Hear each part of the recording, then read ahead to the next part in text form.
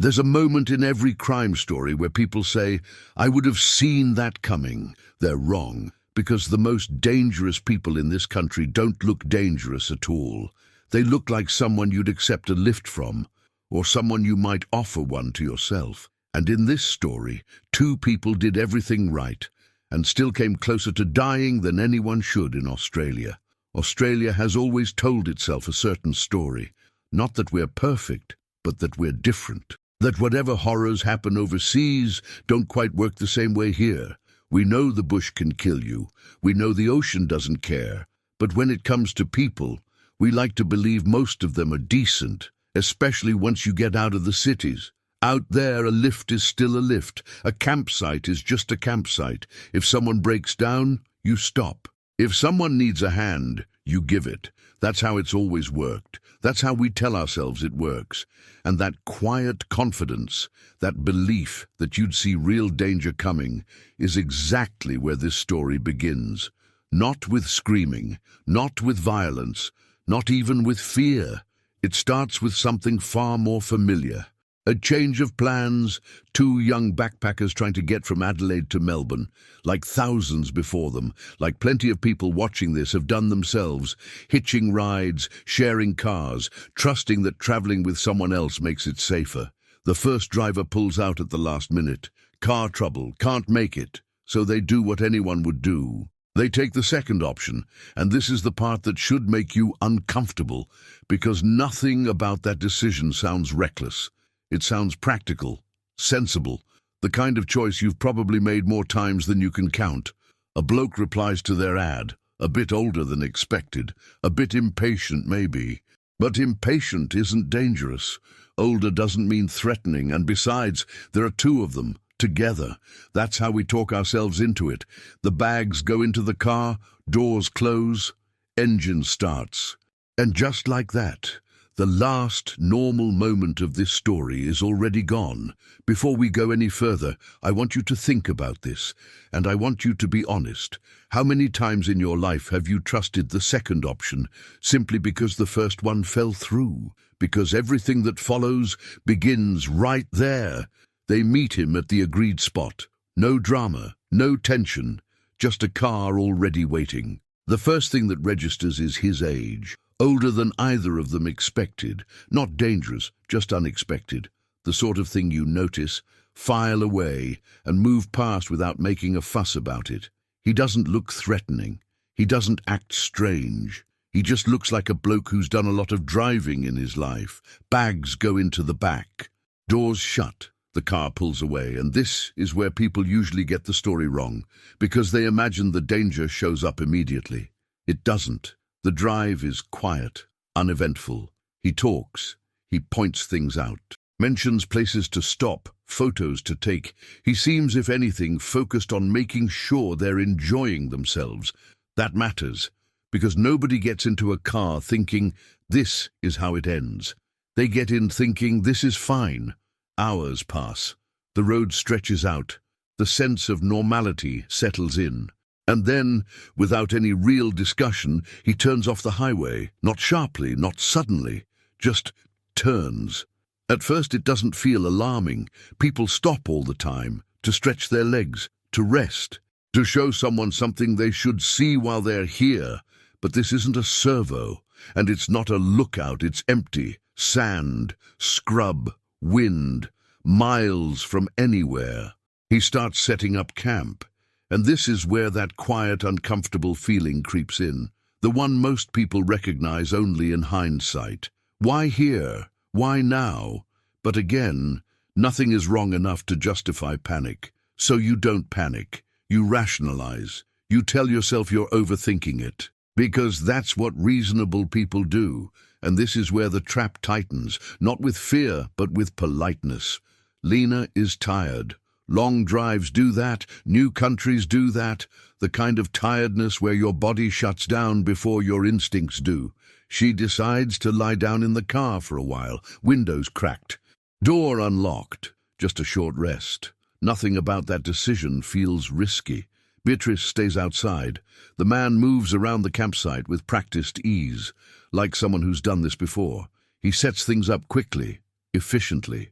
A small stove, food, the kind of casual routine that signals experience, not danger. They talk, not about anything important.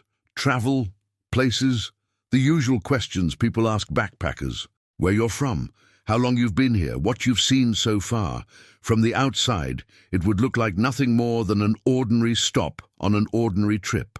And this is the detail that matters, because danger doesn't arrive announced. It blends in. At some point, Beatrice notices the isolation properly, not just intellectually, emotionally.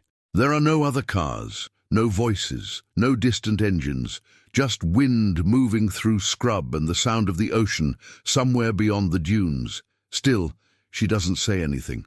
Australians understand this instinctively. You don't make a fuss without a reason. You don't accuse someone in your head without proof. You don't turn mild discomfort into confrontation. So she stays, and the man waits. When he finally speaks again, it's about kangaroos. He says he's seen footprints just back there, in the dunes, asks if she wants to have a look. It's such a normal thing to say that it almost feels silly to question it. Tourists want to see kangaroos. Locals point them out. This country is built on those small moments of shared curiosity. Beatrice agrees. She follows him away from the campsite. Each step takes her further from the car, further from Lena, further from the only place that still feels connected to safety. The sand shifts underfoot, the dunes rise and fall, and almost immediately something feels wrong. There are no kangaroos, no movement, no sounds, just emptiness. She turns back, and that's when he grabs her, from behind, hard. For a split second, her brain tries to reject what's happening. That instinctive human response, this can't be real. This must be some kind of mistake. But his grip doesn't loosen. He forces her down into the sand. The weight of him presses the air out of her chest.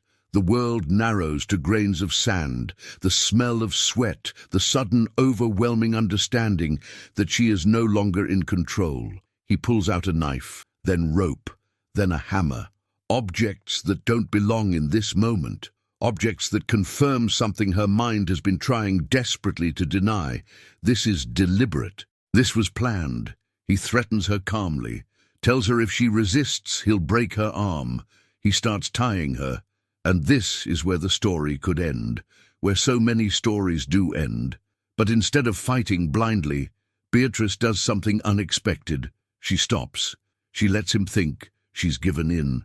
Not because she's weak, but because she's thinking. She understands the maths of the situation instantly.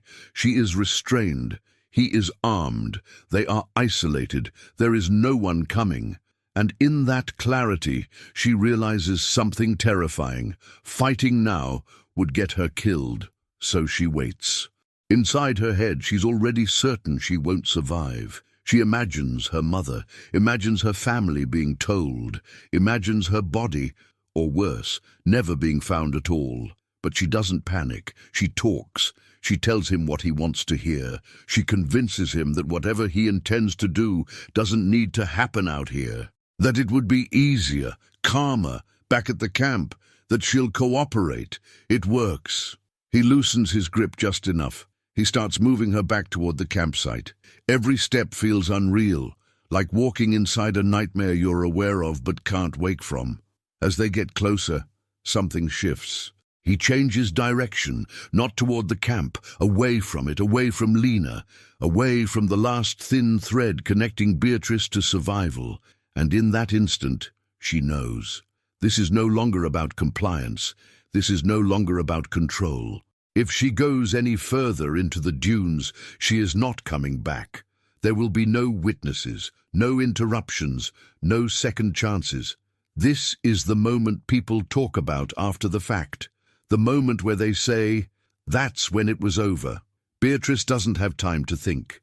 She has time for one thing. She screams Lena's name once, not again, just once, thrown into the wind, the waves, the emptiness, a sound that shouldn't be heard, a sound that, against all odds, is. Inside the car, Lena hears it. Faint, distorted, almost unreal, but unmistakable, her name, and in that moment everything changes, because what happens next is not how this story is supposed to go, and if you think you know how it ends, if you think Australia's version of Wolf Creek follows the same script, then you're wrong. If you'd been asleep in that car, if you'd heard your name carried on the wind like that, would you have run toward it? Or would you still be alive because you didn't? Lena doesn't hesitate. There's no dramatic pause, no moment where she weighs the risk or considers staying safe inside the car. She hears her name, carried strangely through the wind, and her body reacts before her mind has time to catch up. She gets out. At first, she doesn't know where the sound came from. The dunes distort everything. Distance feels wrong, direction feels unreliable. But she knows one thing with absolute certainty. That scream wasn't normal. It wasn't playful. It wasn't curiosity. It was fear. She moves fast, circling around the car, scanning the sand, her heart pounding so hard it feels like it's shaking her vision. And then she sees them. Beatrice is on the ground in the dunes, naked, restrained, and the man who drove them here is standing over her. For a moment, Lena's brain refuses to process the image. It feels like a scene from a film, one of those moments that's too confronting to be real. But then the shock snaps into something else. Anger, pure, white-hot anger. She shouts at him, tells him to get away, tells him to leave her alone. Words spill out without structure, without thought. The point isn't persuasion, it's disruption. The man turns, and when he looks at Lena, he says something that doesn't make sense at first, something casual, something wrong. He says he just wanted to try her. That's when Lena knows this isn't misunderstanding or madness. This is intent.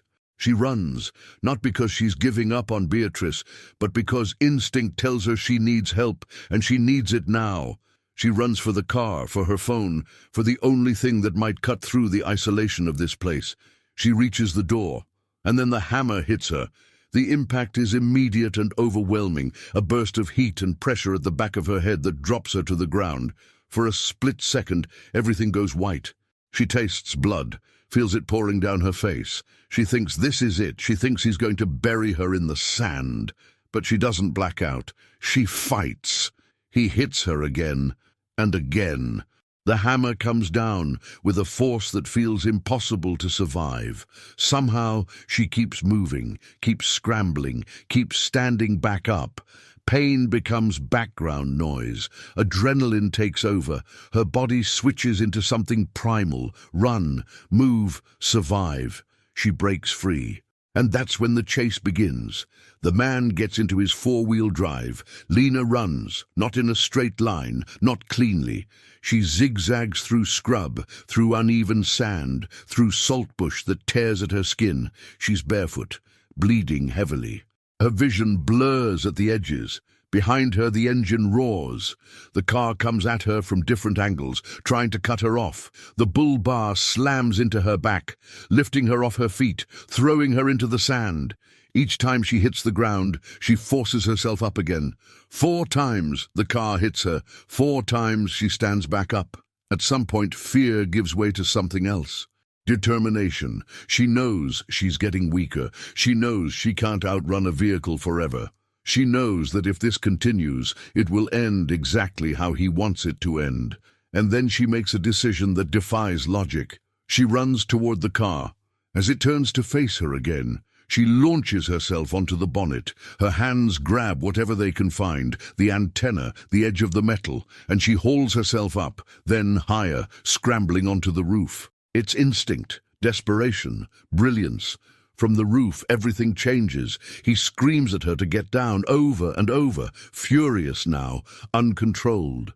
He tries to climb up after her, swinging the hammer, reaching for her legs. She kicks him in the face. Blood pours from her scalp, dripping onto the roof like rain. She can feel it soaking her hair, running down her neck. She knows she's badly injured, badly enough that this could still kill her even if he doesn't. But she refuses to come down. He starts driving, fast, through dunes, along the beach. over uneven ground that throws her body around like a rag doll. She clings on, gripping metal with fingers that are going numb. At some point, Beatrice, hidden nearby, sees the car pass and realizes what's happening. She stays hidden until she sees something else, another vehicle. Fisherman.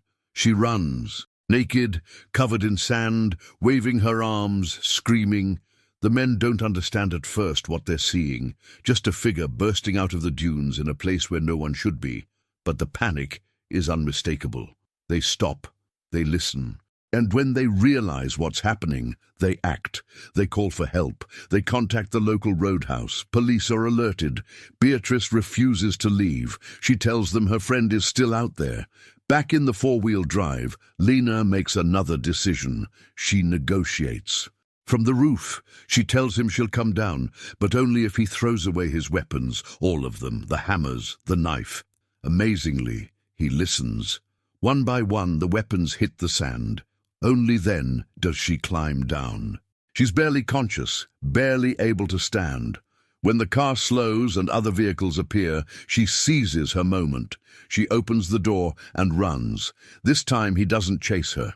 Within minutes, she collapses into the arms of the fishermen who have been following the scene, unsure if the blood-covered figure running toward them is even a woman at first. The man drives off, but it's over. Police arrive. The area is locked down. What began as a quiet coastal detour becomes a manhunt through sand dunes and scrub. Beatrice and Lena are alive, not because they were lucky, but because they refused to behave the way he expected them to. And that's the part of this story Australia doesn't talk about enough. We talk about monsters. We talk about evil. We talk about how close this came to being another name on a list. But we don't talk enough about the moment power shifts, when victims stop reacting and start dictating terms. Before we finish, I want to ask you something. If you had been bleeding, exhausted, hunted and terrified, would you have had the clarity to fight back the way they did? Or do we underestimate what people are capable of when survival is the only option left? If this story challenged what you thought you knew, about safety, about strength, about who survives, make sure you're subscribed. Because the most dangerous myths aren't about monsters. They're about believing we'd always see them coming.